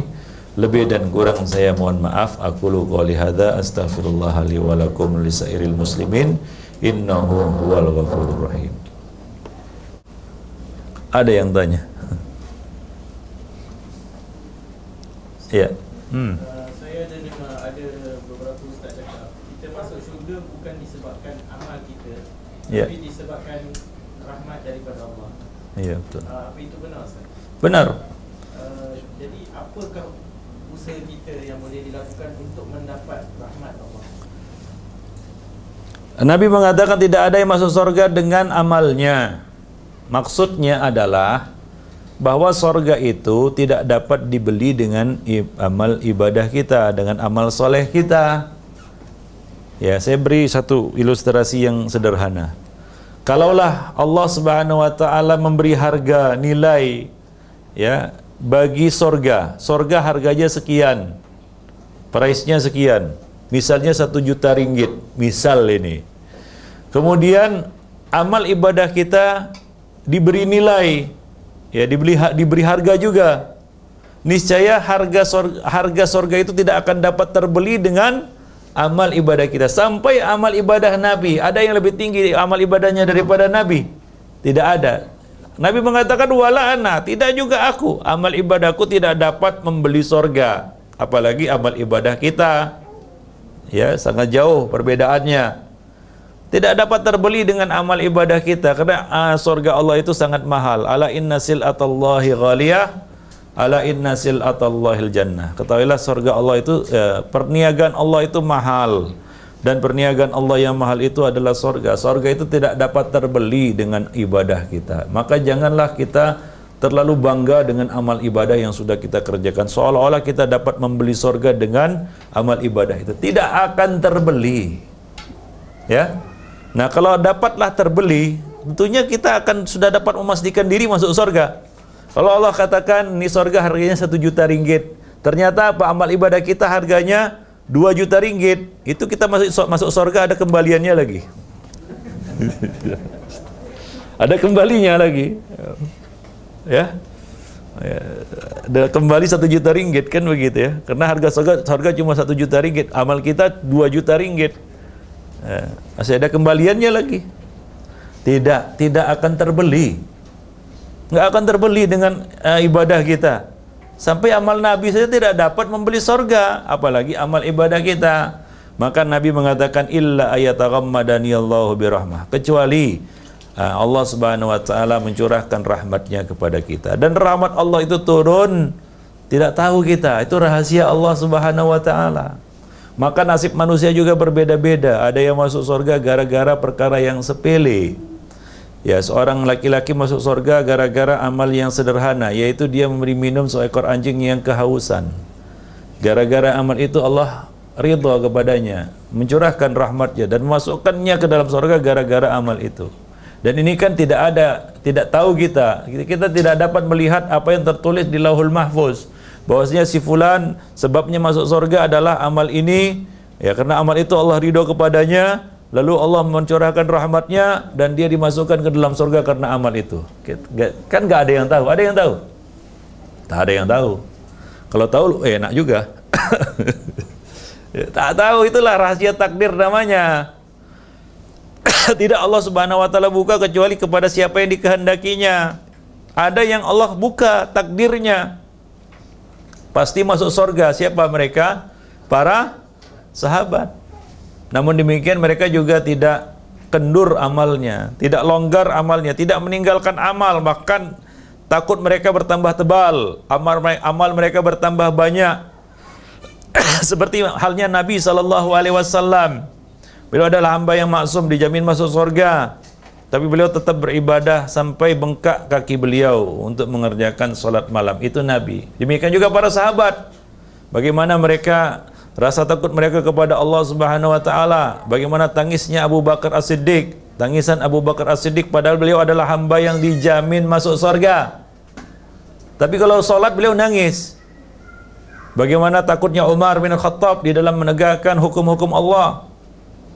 Ya, dan bagaimana pengorbanan Utsman bin Affan ya dalam menginfakkan hartanya padahal sudah dijamin masuk surga. Bagaimana keistiqomahan Ali dan kesabaran Ali bin Abi Thalib menghadapi orang-orang yang menyimpang, kelompok-kelompok bid'ah yang pembangkang. Ya. Padahal beliau adalah dijamin masuk surga. Jadi para sahabat ini luar biasa. Ya, jauh sekali perbandingan antara iman mereka dengan iman kita.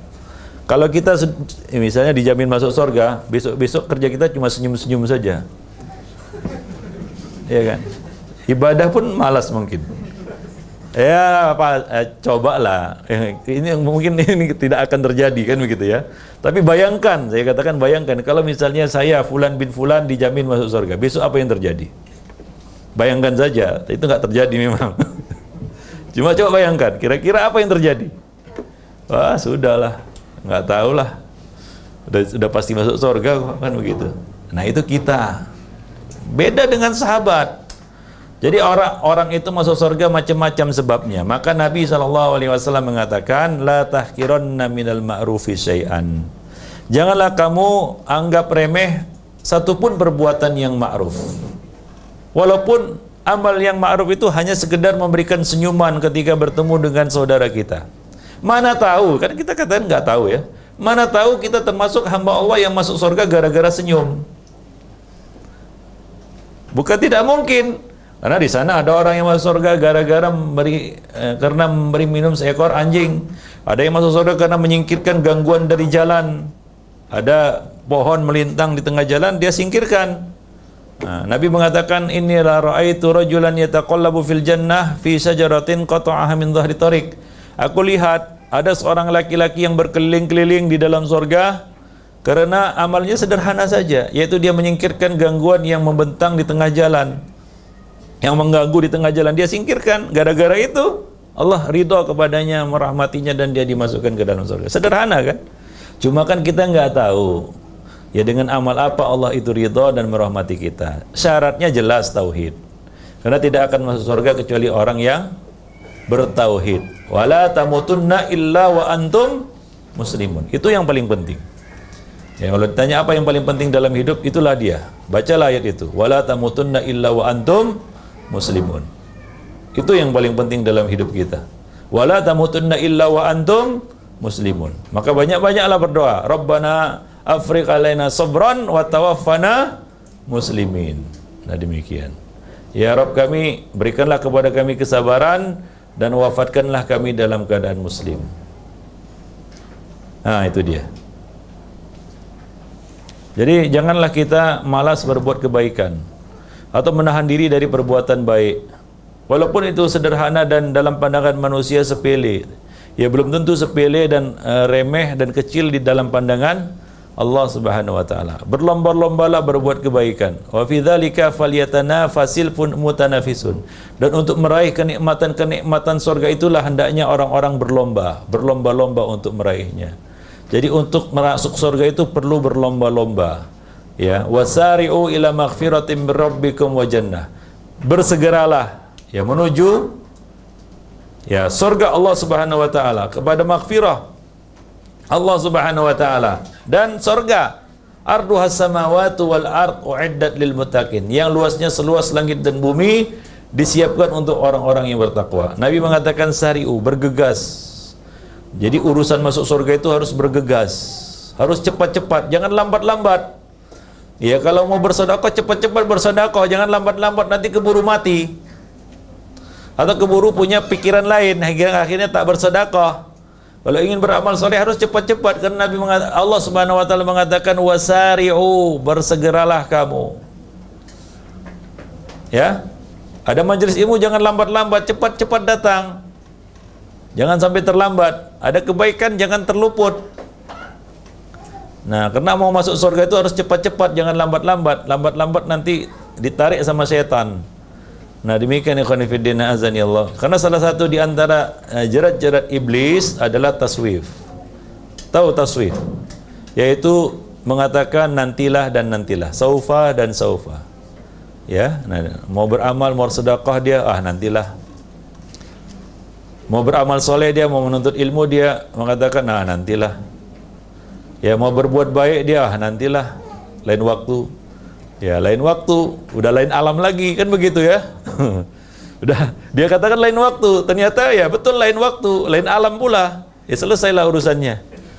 Nah demikian ikhwan fillah azani Allah wa iyyakum jami'an. Taib. Ya. Bagaimana kalau menggambarkan sisaan kubur Ikhtiar sirat seperti yang ada dalam internet sekarang, Pak? Dalam internet dia buat gambaran. gambar tak boleh karena itu visual yang terlihat. Tadi apa? Dia buat gambaran. Gambar ya tak boleh. Buat film tentang Nabi, sirah Nabi lain itu kita menceritakan riwayat dengan menggambarkan. Karena gambar itu ya kita memvisualisasikan, mengkaifiatkan. Sementara kaifiat sebenarnya itu kita tidak tahu. Maka jangan digambarkan. Sampaikan apa adanya. Ya, tapi jangan dibuat visualisasinya. Ya, karena memvisualisasikan ini adalah perkara yang lain pula. Seperti ada orang yang membuat film Nabi kan begitu ya. Nah, itu referensinya dari mana? Bagaimana dia menggambarkan keadaan pada zaman Nabi? Apa ada gambaran detailnya atau dia mengada-ngada, menduga-duga? Nah, ini tidak boleh. Ya. Nah, demikian. Cukuplah kita baca Al-Qur'an, itu sudah cukup. Ya. Nabi tidak pernah menggambar. Padahal kalau digambar bisa juga. Boleh digambar pada zaman Nabi, sahabat menggambar azab kubur. Nah, ada Nabi mengilustrasikan kematian. Nah, Nabi menarik garis kemudian mengatakan ini adalah ya ajal seseorang. Kemudian ada ilustrasinya. Ada beberapa yang digambar oleh Nabi. Menggambar siratul mustaqim kan begitu ya. Kemudian menarik garis ke kanan dan ke kiri. Ada yang diilustrasikan oleh Nabi dalam bentuk gambar, tapi azab kubur nggak ada. Dapat dilakukan oleh Nabi, boleh dilakukan, boleh. Banyak yang dapat menggambar pada zaman Nabi, tapi tidak digambar. Wallah, padahal ya, siapa yang lebih tahu tentang azab kubur? Nabi atau kita? Nabi kan? Ya, karena Nabi sudah Isra Mi'raj, sudah melihat langsung. Kita kan tidak, ngayal aja. Ya, boleh menghayal. Ya. Ya Ustaz, mengenai azab kubur. Nah. Antara syubhat Mu'tazilah dikatakan mereka menolak azab kubur kerana bahawa Allah itu Maha Adil. Ya. Dan dia tak akan mengazab hamba-Nya melainkan setelah hisab. Ya. Dan azab kubur sebelum hisab. Ya. Jadi apakah jawapan Ahlussunnah pada syubhat itu?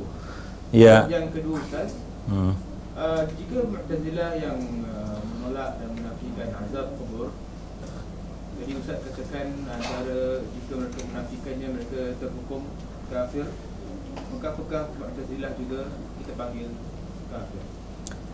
Ya, yang pertama dulu yaitu mengenai keadilan Allah Subhanahu wa taala. Allah itu Maha Adil. Jelas tidak ada yang lebih adil daripada pengadilan Allah Subhanahu wa taala. Allah adalah Al-Hakamul Adil, hakim yang paling adil. Dan Allah tidak menzalimi hamba-hambanya. Saya tanya dulu, di dunia ini adakah orang yang menjalani adab? Hah? Saya tanya dulu, tanya orang-orang Mu'tazilah itu, adakah di dunia ini adab? Kalau tidak ada, nggak ada orang yang menangis, nggak ada orang yang murung, dan nggak ada orang yang bersedih, nggak ada orang yang mengaduh. Di dunia ini ada adab. Alam dunia saja ada adab, apalagi alam barzakh. Kok kita menafikan adab di dalam kubur? Sekarang di dunia aja ada orang yang teradab. Ya, sakit itu kan adab itu. Ada yang sakit, masya Allah itu, ya teradab betul dia. Makan nggak bisa pakai selang, bayangkan. Buang air juga, buang kotoran juga pakai selang, ada kan? Adab nggak? Adab. Banyak bentuk-bentuk adab di dunia. Sebagaimana Allah telah gambarkan di dunia ini bagaimana kaum yang menentang para nabi diazab. Itu kan azab. Di mana itu? Di dunia. Belum lagi masuk akhirat. Masuk kubur aja belum. Tapi dia sudah mendapatkan azab. Kenapa kita mengingkari adanya azab di alam kubur lalu beralasan oh, itu belum diadili? Di dunia aja dia belum diadili, padahal dunia adalah alam